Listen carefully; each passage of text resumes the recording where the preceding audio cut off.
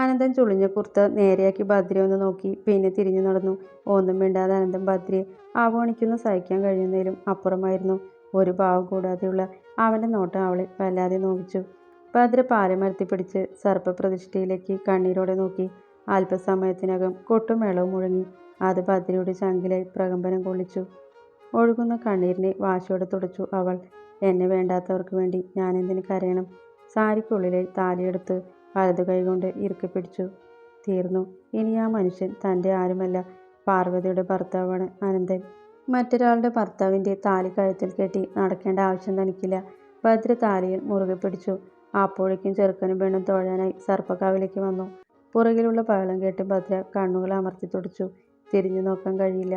ആ നിമിഷം ചിലപ്പോൾ മരിച്ചു വീഴാൻ തോന്നും. വീഡിയോഗ്രാഫർ പറയുമ്പോൾ കയറിയാൽ മതിയെന്നുള്ള നിർദ്ദേശം ചെക്കനും പെണ്ണിനും കൊടുക്കുന്ന കേട്ടപ്പോൾ ഭദ്ര ഒരു സൈഡിലേക്ക് മാറി നിന്നു.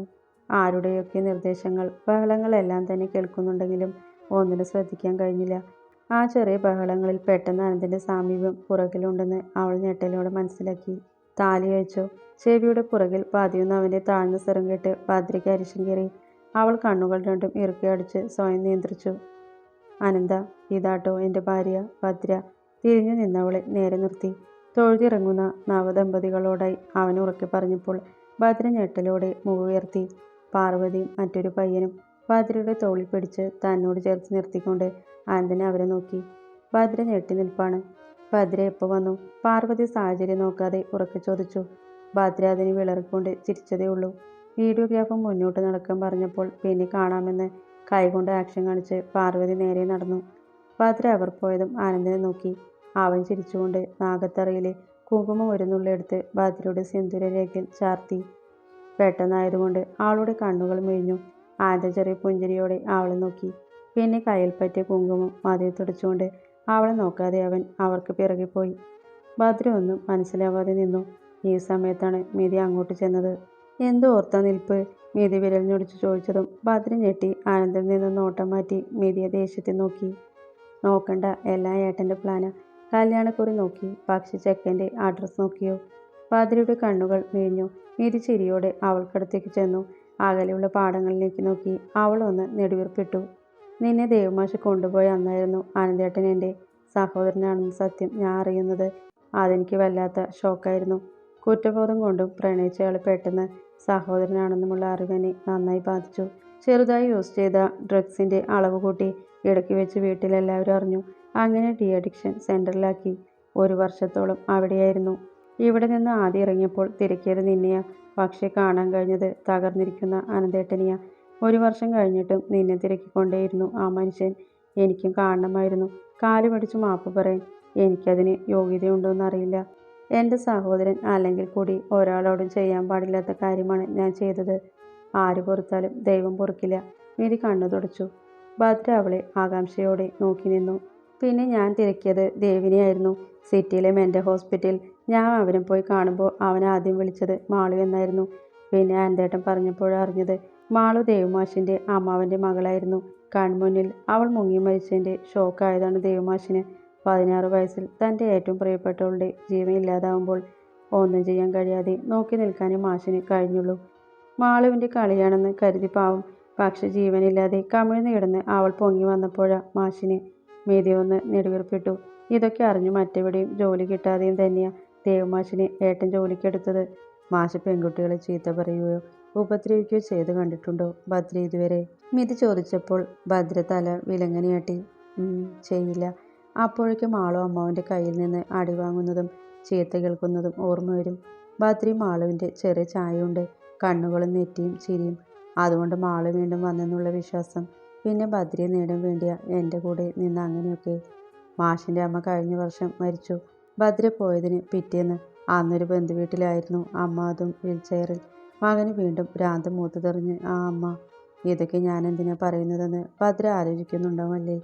മിതി അങ്ങനെ ചോദിച്ചപ്പോൾ ഭദ്ര അവളെ തന്നെ ഉറ്റുനോക്കി. എൻ്റെ വിവാഹം കഴിഞ്ഞു ദേവമാഷുമായി. മിതി ചെറു ചിരിയോടെ പറഞ്ഞപ്പോൾ ഭദ്ര ഞെട്ടിക്കൊണ്ട് അവളെ നോക്കി. മിതി കൈകെട്ടി പുഞ്ചിരിയോടെ നിന്നു. മാഷിൻ്റെ അവസ്ഥ കണ്ട് ആ അസുഖം കൂടാൻ ഞാനും ഒരു കാരണമായല്ലോ എന്നുള്ള ചിന്ത. അല്ല, അതാണ് സത്യം. അസുഖം കുറഞ്ഞപ്പോൾ ഞാൻ മാഷിനെ നോക്കി. അവിടെ 6 മാസം നിന്നു. അച്ഛനും അമ്മയും എല്ലാവരും എന്നെ എതിർത്തു. പക്ഷെ അനന്തേട്ടൻ മാത്രം ഒന്നും പറഞ്ഞില്ല. ചില മനുഷ്യരുടെ മനസ്സിനേറ്റ മുറിവ് മാറാൻ ചിലർക്ക് മരുന്നാവാൻ കഴിയും. അസുഖം ഒരുവിധം പൂർണ്ണമായി മാറിയെന്ന് അച്ഛന് തോന്നിയിട്ട മാരേജ് നടത്തി തന്നത്. ഇപ്പോൾ 3 മാസമായി. എന്നെ ഇടയ്ക്ക് അറിയാതെ മാളു എന്നൊക്കെ വിളിക്കും. ഭദ്ര പുഞ്ചിരിച്ചു. അനന്തേട്ടൻ എന്ന് ഭദ്രയെ കാണുന്നു. അന്ന് തന്നെ വന്ന് ക്ഷമ ചോദിക്കാൻ തന്നെയായിരുന്നു കരുതിയത്. പിന്നെ ഏട്ടൻ വിളിച്ച് കുറച്ച് പ്രശ്നമാണെന്ന് പറഞ്ഞതുകൊണ്ടാ അങ്ങനെയൊക്കെ. മീതിയുടെ കണ്ണുകൾ നിറഞ്ഞു. ഭദ്ര എന്നോട് പൊറുക്കണം. മീതി മുട്ടുകുത്തിയിരുന്ന് ഭദ്രയുടെ കാലുകൾ മുറുകെ പിടിച്ചു. ഏയ്. ഭദ്ര ഞെട്ടലോടെ പിന്നിലേക്ക് നീങ്ങാൻ ശ്രമിച്ചു. ചെയ്തതൊക്കെ തെറ്റാണെന്ന് തിരിച്ചറിഞ്ഞ നിമിഷം തീരുമാനിച്ചതാ കാല് പിടിച്ച് മാപ്പ് പറയണമെന്ന്. എന്നിട്ടും പുറത്തില്ലെങ്കിൽ എന്നെ തല്ലിക്കൊന്നു.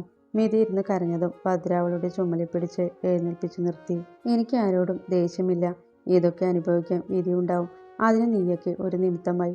അങ്ങനെ വിശ്വസിക്കുന്നുള്ളൂ. ഭദ്ര അവളുടെ കണ്ണുകൾ തുടച്ചു.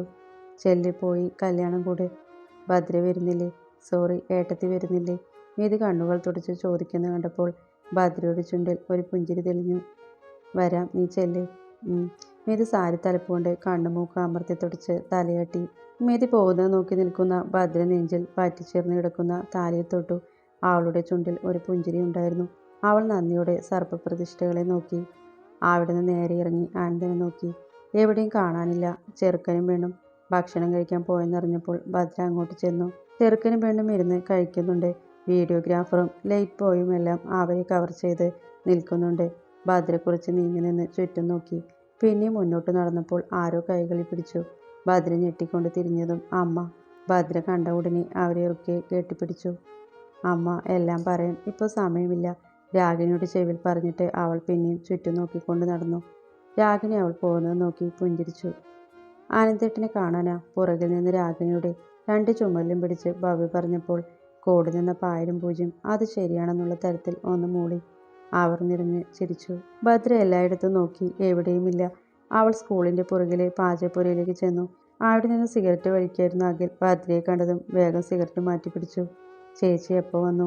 ഞാൻ കുറച്ചു നേരമായി. അഖിലിനോട് മറുപടി പറയുമ്പോഴും അവളുടെ കണ്ണുകൾ ചുറ്റും അനന്തനെ പരതിക്കൊണ്ടിരുന്നു. ദേ അവിടെയുണ്ട്. ഭദ്രയുടെ നോട്ടം കണ്ട് ഷീറ്റ് കൊണ്ട് മറച്ച പാചകപ്പുരയുടെ പുറത്തേക്ക് വിരൽ ചൂണ്ടിക്കാണിച്ചു അവൻ. ഭദ്ര സന്തോഷത്തോടെ അവനെ നോക്കി ചിരിച്ചിട്ട് അങ്ങോട്ടോടി. അവിടെ എത്തിയതും മുന്നിലെ കാഴ്ച കണ്ട് ഒരു നിമിഷം കാലുകൾ നിശ്ചലമായി. പച്ചക്കറികൾ അരിയാനായി ആരോ കൊണ്ടുവച്ച മേശയുടെ മുകളിൽ ഇലയും അതിൽ ചോറും പപ്പടവും. അനന്തന് ഒരു കൈ കൊണ്ട് ആരൂട്ടിനെ പിടിച്ചിട്ട് മറുകൈ കൊണ്ട് ചോറ് നല്ലപോലെ ഒടിച്ച് കൊടുക്കുന്നുണ്ട്. മുന്നിൽ കാണുന്ന ആകെ 4 പല്ലേ കക്ഷിക്കുള്ളൂ. ആരൂട്ടൻ ഇടയ്ക്ക് മുഖം തിരിക്കുമ്പോൾ അനന്തൻ പാടത്തേക്ക് പറക്കുന്ന മയിലിനെയും കൊക്കിനെയും ചൂണ്ടിക്കാണിച്ച് ചോറ് വാവയുടെ വായിലേക്ക് വെക്കുന്നു. അച്ഛൻ്റെ അടുത്ത് അവന് വാശിയില്ല. ഒരുപാട് ആഗ്രഹിച്ച സ്വപ്നം കണ്ട നിമിഷമാണിത്. ഒരിക്കലും നടക്കില്ലെന്ന് കരുതിയ തൻ്റെ സ്വപ്നം. അവളുടെ കണ്ണുകൾ സന്തോഷം കൊണ്ട് നിറഞ്ഞു.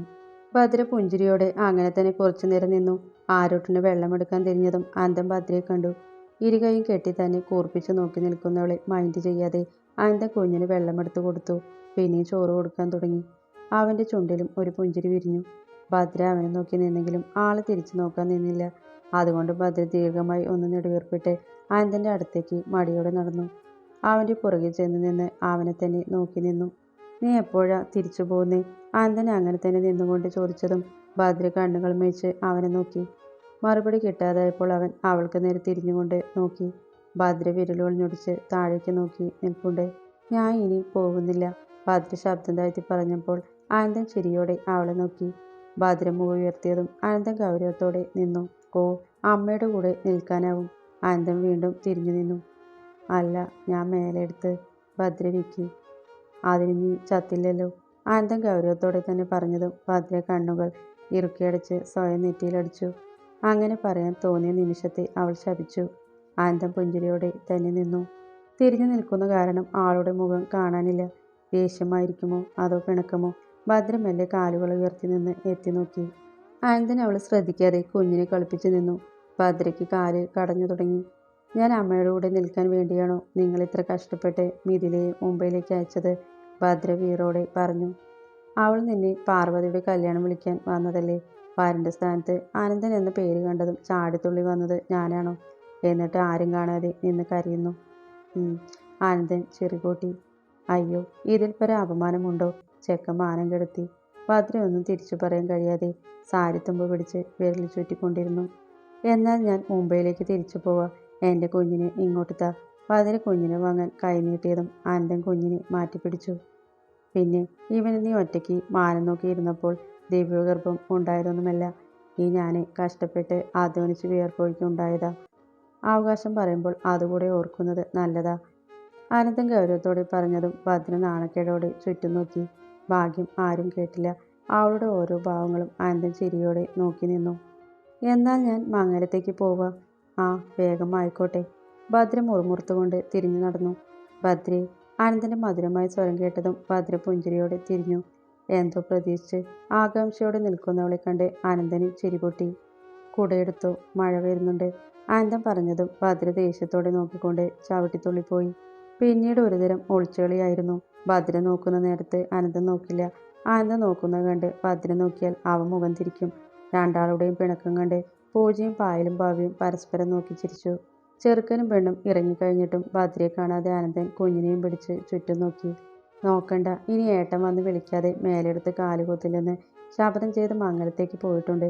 ഭാവ്യ പറഞ്ഞത് കേട്ട് ആനന്ദൻ ചിരിച്ചു. അവളുടെ വാശി കൂടുതലാതെ കുറഞ്ഞിട്ടില്ല അല്ലേ? ആനന്ദൻ ചെറിയ വേദനയോട് പറഞ്ഞപ്പോൾ ഭാവ്യയുടെ ചിരിച്ച മുഖം മങ്ങി. ഏട്ടാ, ഏയ്, എനിക്ക് അവളുടെ ആ സ്വഭാവമാ ഏറ്റവും ഇഷ്ടം. വാശിയില്ലെങ്കിൽ പിന്നെ എന്ത് ഭദ്ര? അല്ലേട പൊന്നെ. ആനന്ദൻ കുഞ്ഞിനെ മുകളിലേക്ക് ഉയർത്തി താഴ്ത്തി കളിച്ചു.